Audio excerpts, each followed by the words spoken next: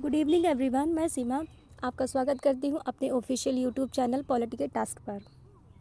आज हम क्लास 12 का चैप्टर 3 समकालीन विश्व में अमेरिकी वर्चस्व के बारे में पढ़ने वाले हैं। इसके पहले हम इस चैप्टर की फाउंडेशन क्लासेस ले चुके हैं, जैसे कि वहाँ पे थ्योरी बेस्ड क्लासेस हुई हैं। आपको अगर थ्योरी चाहिए या फिर शॉर्ट लॉन्ग नोट्स बनाना हो तो आप उस वीडियो को देख सकते हैं। अगर आपको शॉर्ट नोट्स की ज़रूरत है तो आप इस वीडियो को ही देखकर नोट्स बना सकते हैं।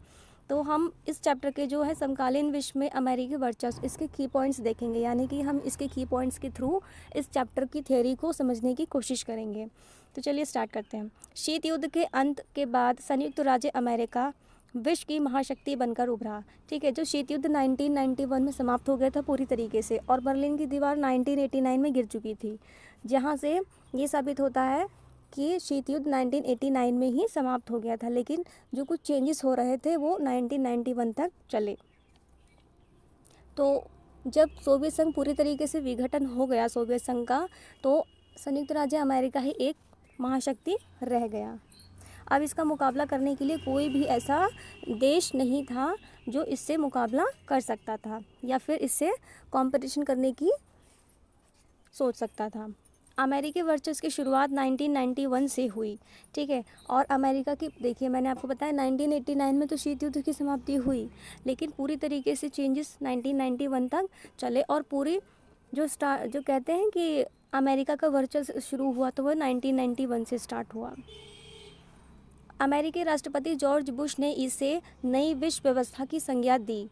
ठीक है, अमेरिका के राष्ट्रपति थे जॉर्ज बुश, और वो H.W. बुश के पुत्र थे। किसके पुत्र थे? H.W.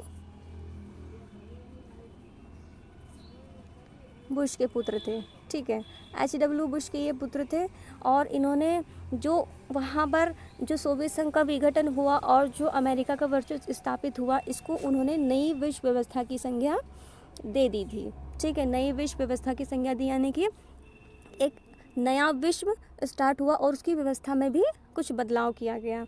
इसके बाद में इराक कुवैत का जो संघर्ष था, इराक और कुवैत का जो संघर्ष था, तो यहाँ पर देखिए इराक और कुवैत के संघर्ष में ना बेसिकली हुआ ये था कि इराक ने कुवैत पर हमला कर दिया था। और इराक ने कुवैत पे हमला क्यों किया था?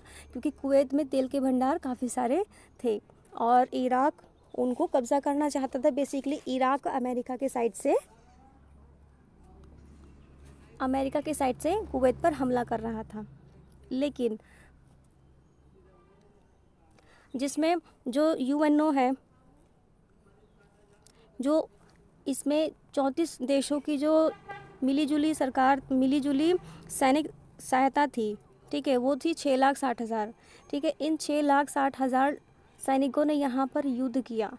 ठीक है, कुवैत को बचाने के लिए इराक से, समझ में आया?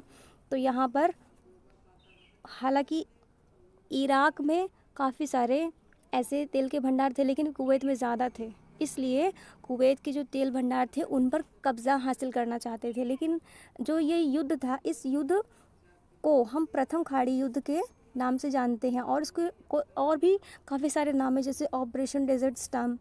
ठीक है, स्मार्ट बमों का युद्ध, वहाँ पे पहली बार स्मार्ट बमों का, परमाणु हथियारों का यूज़ किया गया। और कंप्यूटर युद्ध इसलिए कहा गया क्योंकि यहाँ पे जो भी परिस्थितियाँ थी इराक और कुवैत में लेकर, तो सोशल मीडिया के थ्रू पूरी जनता को या फिर वहाँ की जनता को सूचित किया जा रहा था, और पूरे देश को और पूरे विश्व को यहाँ पर क्या हो रहा है उसकी खबर थी।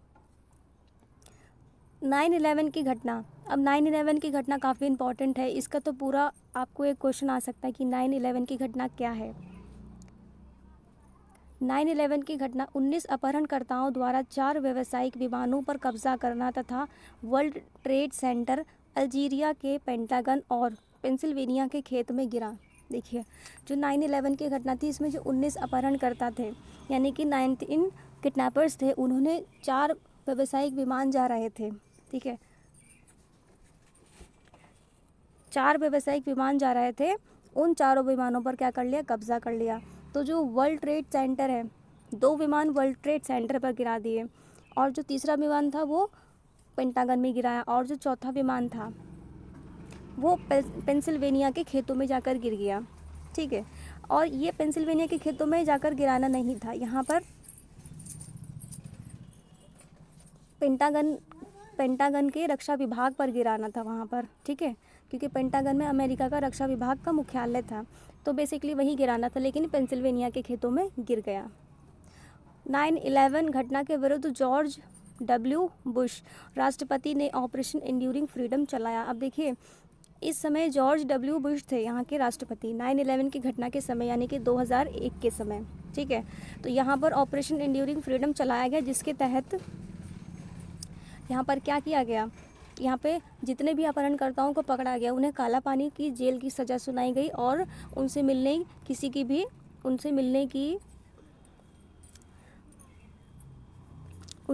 की इजाज़त किसी भी राष्ट्र के व्यक्ति को नहीं दी गई, यहाँ तक कि वहाँ के जो सरकार थी वो भी उन आतंकवादियों से नहीं मिल सकती थी।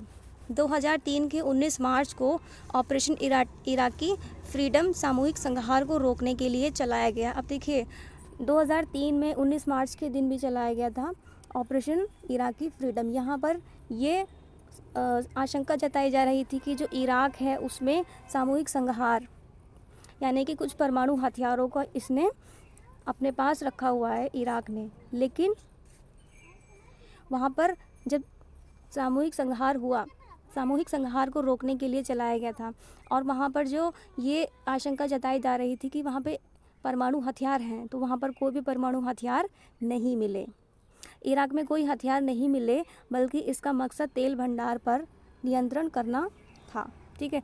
परंतु अमेरिका असफल रहा। और देखिए, इराक पर जो आक्रमण हुआ सामूहिक संहार को लेकर के, तो वो आक्रमण इसलिए हुआ था कि वहाँ पे आशंका जताई जा रही थी कि यहाँ पर हथियार हैं, और लेकिन ये तो पूरे विश्व को पता था कि यहाँ पर हथियार हैं, ऐसी आशंका जताई जा रही है।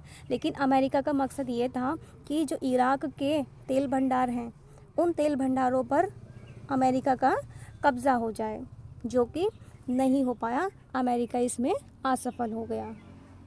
अंतर्राष्ट्रीय व्यवस्था में यदि एक ही शक्ति रह जाए तो उसे वर्चस्व कहा जाता है। बिल्कुल, जैसे कि कोई भी विश्व में एक महाशक्ति है जिसका मुकाबला कोई नहीं कर सकता, तो ऐसी स्थिति में हम वर्चस्व ही तो बोलेंगे किसी एक कंट्री का। तो अंतर्राष्ट्रीय व्यवस्था में अगर एक शक्ति रह जाती है तो उसको हम क्या बोलते हैं, वर्चस्व। अब हम वर्चस्व के रूप पढ़ लेते हैं कि वर्चस्व कितनी तरीक़ों से किया जा सकता है किसी अदर कंट्री पर अगर करना हो तो। सबसे पहला है सांस्कृतिक रूप, ठीक है। सांस्कृतिक रूप में विचारधारा के धरातल पर बढ़त या दबदबा, ठीक है। जो सांस्कृतिक रूप इसका है, तो हम अपनी आइडियोलॉजी इतना किसी के लाइफस्टाइल में एडजस्ट कर दें, ठीक है, किसी की जीवन शैली में अपनी जो विचारधारा है उसको इतना घुला मिला दें कि वो व्यक्ति अपने देश की संस्कृति को भूलकर दूसरे देश की संस्कृति को अपना ले। तो यहाँ पर हम सांस्कृतिक रूप से किसी दूसरे कंट्री पर या फिर किसी दूसरे देश पर वर्चस्व कर रहे हैं। ढांचागत रूप में हमारा जो आर्थिक स्थिति है वह कैसी है, विश्वव्यापी सार्वजनिक वस्तुओं को मुहैया कराना, इंटरनेट, वायु, पानी इत्यादि, ठीक है। ढांचागत रूप में यानी कि जो ऐसी चीज़ें हैं जिनका उपयोग पूरे विश्व, पूरा दुनिया कर रहा है, और उनको पूरे एक लोगों के लिए नहीं है, वो सभी व्यक्तियों के लिए बराबर है, और किसी एक व्यक्ति के इस्तेमाल करने से उसमें कोई कमी नहीं आएगी, तो उसको बोलते हैं हम विश्वव्यापी सार्वजनिक वस्तुएं, ठीक है। जैसे इंटरनेट है, अमेरिका ने इसकी खोज किया और इंटरनेट का उपयोग पूरा विश्व कर रहा है। ऐसे ही एक है MBA की डिग्री, MBA की डिग्री, ठीक है।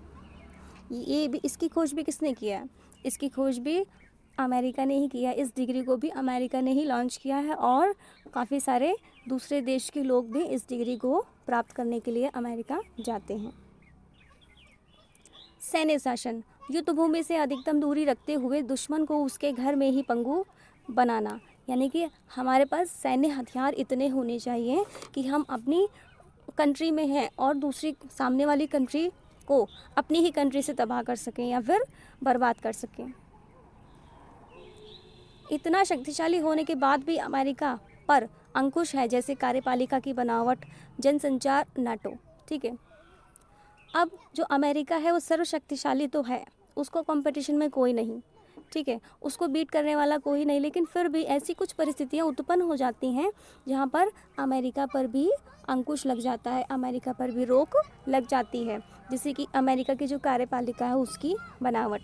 ठीक है, इसके साथ साथ जनसंचार है, मीडिया ऐसे ही है, सोशल मीडिया के थ्रू अमेरिका में क्या हो रहा है, वहाँ के नागरिक क्या चाह रहे हैं और वहाँ की मतदान प्रणाली कैसी है, इन सभी चीज़ों की खबर पूरी दुनिया को है। उसके बाद में एक है नाटो। नाटो देखिए नाटो जब शीत युद्ध स्टार्ट हुआ था तब बना था 1949 में। ठीक है, और यहाँ पर ये हुआ कि इस नाटो के संगठन में ये कहा गया कि अमेरिका समेत अमेरिका के जो सदस्य राष्ट्र हैं उन पर अगर किसी भी तरीके का हमला किसी एक राष्ट्र पर हुआ तो उस संगठन के राष्ट्र जितने भी हैं वह सभी अपने पर हमला मानेंगे। तो अमेरिका भी इस नाटो संगठन के अंतर्गत आता है। अमेरिका ने किसी अदर कंट्री पर अगर आक्रमण कर दिया या अगेंस्ट में कोई कार्यवाही की तो अमेरिका भी इसी बाउंड्री में आता है। तो अदर जितने भी वहाँ पे कंट्रीज़ हैं उसके सदस्य राष्ट्र वो सभी अमेरिका के खिलाफ भी हो सकते हैं। भारत शीत युद्ध के समय अमेरिका विरोधी था, परंतु सोवियत संघ के विघटन के बाद मित्र विहीन होने से 1991 में एलपीजी की नीति अपनाई। ठीक है, अब भारत शीत युद्ध के समय सोवियत संघ के साथ में था क्योंकि साम्यवादी प्रणाली थी और भारत को भी सभी को साथ लेकर चलने की इच्छा थी। इसीलिए जब शीत युद्ध की समाप्ति हो गई, जब सोवियत संघ का विघटन हो गया तो भारत ने पाया कि उसका तो मित्र कोई है ही नहीं क्योंकि वो शीत युद्ध के समय अमेरिका के अगेंस्ट में था। इसलिए 1991 में अपनी नीति, अपनी अर्थव्यवस्था को सुधारने के लिए भारत ने एलपीजी, लिबरलाइजेशन, प्राइवेटाइजेशन और ग्लोबलाइजेशन, ठीक है, उदारवाद, पूंजीवाद और वैश्वीकरण, इन नीतियों को अपनाया। अंतर्राष्ट्रीय राजनीति दरअसल सरकार विहीन राजनीति है। ठीक है, जो इंटरनेशनल पॉलिटिक्स है उसमें कोई भी सरकार नहीं है, कोई भी गवर्नमेंट नहीं है। वहाँ पर सभी जो गवर्नमेंट है, छोटे छोटे जो राष्ट्र हैं, उन सभी राष्ट्रों की जो सरकारें हैं वो अपनी बात रखती हैं, अपने जो मतभेद के मुद्दे हैं सामने रखती हैं और एक दूसरे से बातें करती हैं। वहाँ पर कोई एक ऐसा सरकार नहीं है कि सभी कंट्री को या फिर सभी राष्ट्रों को